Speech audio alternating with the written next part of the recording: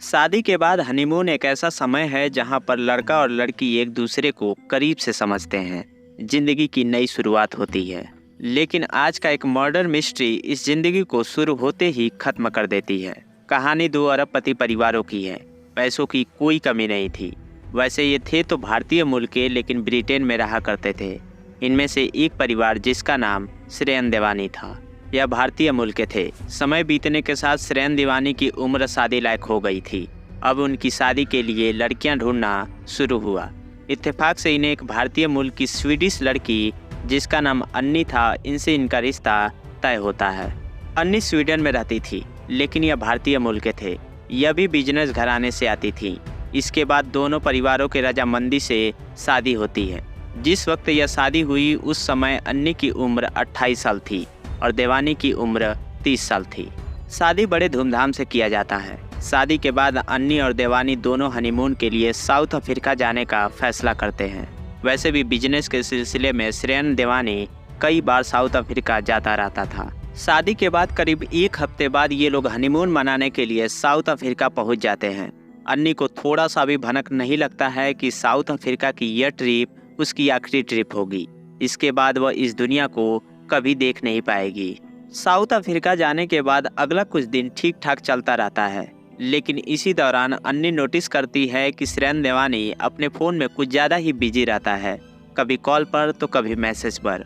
और जब भी अन्नी फ़ोन में झांकने की कोशिश करती तो वह फ़ोन को हटा देता था। इन सब से अन्नी को थोड़ा सा कुछ डाउट होने लगा, लेकिन फिर उसे लगा कि शायद बिजनेस की कुछ निजी जानकारी होगी। वह इसे नज़रअंदाज कर देती है, लेकिन उसके दिल में कहीं ना कहीं यह बात बैठ गई थी। कुछ वक्त और गुजरता है।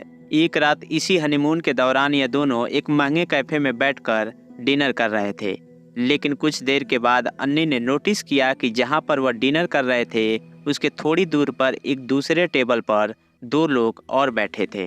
लेकिन देवानी का ज़्यादा ध्यान अपने टेबल के बजाय उस दूसरी टेबल की तरफ था। अब उसे समझ में नहीं आ रहा था कि उन दोनों में से वह किसे देख रहा था। इसके थोड़ी ही देर के बाद कैफे में अचानक देवानी अन्नी से कहता है कि तुम बैठो, मैं ज़रा कुछ अर्जेंट कॉल करके आता हूँ, और वह कैफे से बाहर निकल जाता है।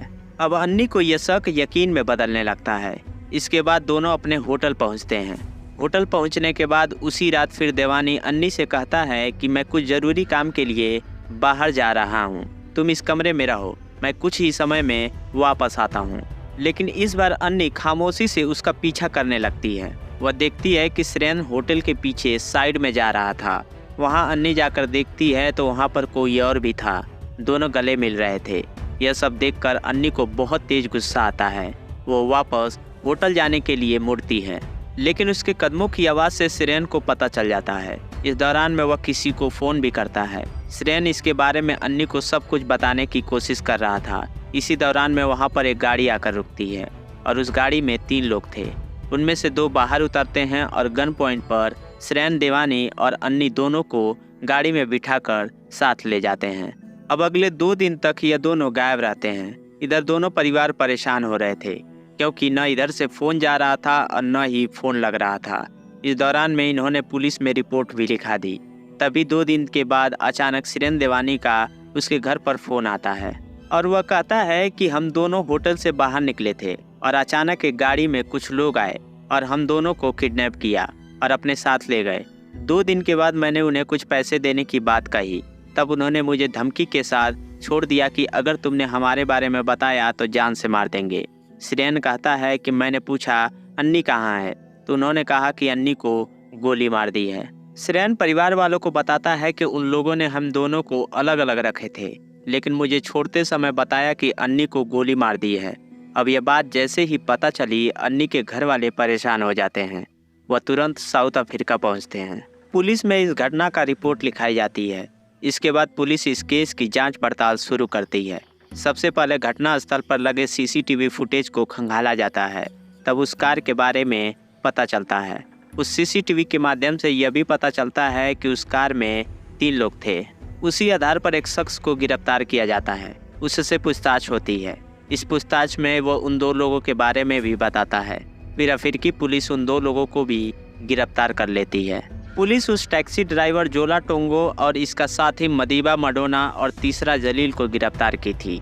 इन तीनों को जब साउथ अफ्रीका पुलिस ने गिरफ्तार किया तो उन्होंने एक बहुत ही चौंकाने वाला बयान दिया। उन्होंने कहा कि अन्नी को रास्ते से हटाने के लिए श्रेयन ने हमें पैसे दिए थे। अब जब यह बात सामने आई तो यह केस अलग ही मोड़ ले लेती है। लेकिन इस बीच में श्रेयन देवानी साउथ अफ्रीका से वापस ब्रिटेन पहुंच जाता है। इसके बाद साउथ अफ्रीका पुलिस ब्रिटेन से इस बारे में बात करती है। इसके बाद ब्रिटेन भी साउथ अफ्रीका पुलिस की अपील को मान लेती है और श्रेयन देवानी को साउथ अफ्रीका भेज दिया जाता है। अब इस केस का ट्रायल शुरू होता है। इस केस में जो मेन जिसने गोली चलाई थी उसको उम्र कैद की सजा सुनाई गई, लेकिन जेल में उसकी अचानक मौत हो जाती है। वह नेचुरल डेथ थी। जबकि ड्राइवर को 25 साल की सजा होती है और तीसरे शख्स को 18 साल की सजा होती है। लेकिन अभी भी सबसे बड़ा फैसला आना बाकी था, क्योंकि उन तीनों ने अपने बयान में श्रेयन देवानी का नाम लिया था। पर इन सब में अभी तक यह बात क्लियर नहीं हो पाई थी कि आखिर अन्नी का कत्ल क्यों हुआ। यही सवाल परिवार वालों का भी था, क्योंकि शादी को ज़्यादा वक्त भी नहीं हुआ था और शादी इनकी मर्जी से की गई थी। इस सवाल पर श्रेयन देवानी अदालत में खामोश रहता है। वह लगातार अपने आप को बेकसूर बता रहा था। वह इस बात को मानने से इनकार करता है कि उसने अन्नी को मारने की सुपारी दी थी। साउथ अफ्रीकन पुलिस इस पूरे मामले की इन्वेस्टिगेशन करती रहती है, लेकिन उन तीनों क्रिमिनल के साथ देवानी का कोई लिंक नहीं जोड़ पाई। इसी बीच अदालत में अचानक श्रेयन देवानी से पूछा गया कि तुम दोनों में झगड़ा किस बात को लेकर हुआ था। तब उसने कहा कि एक्चुअली मैं गे हूँ। एक लड़के के साथ मुझे आपत्तिजनक हालत में अन्नी ने देख लिया था। इसी बात पर वह बहुत गुस्से में थी, लेकिन फिर मैंने उसको समझाने की कोशिश की। वह लगभग समझ भी गई थी, लेकिन तभी हमारा किडनैप हो गया। 3 लोग आए और हमें ले गए और उसके बाद अन्नी को गोली मार दी। लेकिन इस कत्ल का मेरे से कोई रिश्ता नहीं था। इस कत्ल को लेकर लगातार कोर्ट में ट्रायल चल रहा था। अब इस केस में साउथ अफ्रीका पुलिस के ऊपर रिश्वत और करप्शन के मामले से केस कमज़ोर हो गया था। इसलिए साउथ अफ्रीका की अदालत ने प्रॉपर सबूत न होने पर श्रेयन देवानी को अन्नी के कत्ल से बरी कर दिया। इस केस में सिर्फ उन 3 लोगों को ही सजा हुई। इसके बाद श्रेयन देवानी साउथ अफ्रीका से वापस ब्रिटेन पहुंच गया। अब वह इस केस से आज़ाद हो गया था। इधर अन्नी के परिवार का कहना था कि उन्हें इंसाफ नहीं मिला है। यहाँ तक कि यह भी पता नहीं चला कि अन्नी का कत्ल क्यों किया गया था। इसी तरह 3 साल गुजर जाते हैं। इसके बाद श्रेयन देवानी सोशल मीडिया के जरिए अन्नी के कत्ल का एक तस्वीर के जरिए जवाब देता है।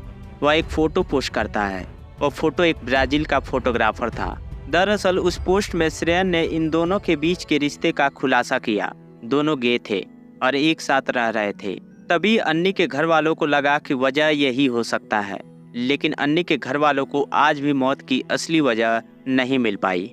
श्रेयन देवानी आज अपनी ज़िंदगी में खुश है। आज की कहानी यहीं समाप्त होती है। इस केस पर आपको क्या कहना है कमेंट बॉक्स में ज़रूर बताइएगा। वीडियो पसंद आए तो लाइक करें और चैनल को सब्सक्राइब करना ना भूलें। जय हिंद, जय भारत।